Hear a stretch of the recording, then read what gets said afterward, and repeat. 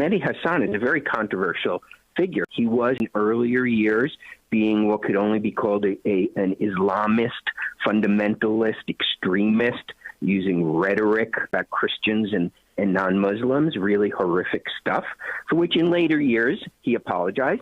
Then he got his start in media with Al Jazeera, the Qatari-owned propaganda outlet, which promotes Hamas, promotes Hezbollah, promotes anti-Western themes. So this is a guy who has a history of being an Islamist extremist, who has a history of working for Islamist propaganda outlets sponsored by the country that also hosts Hamas in Qatar. I think Ryan was making light of that in light of the pager explosions that struck the extremists in Hezbollah.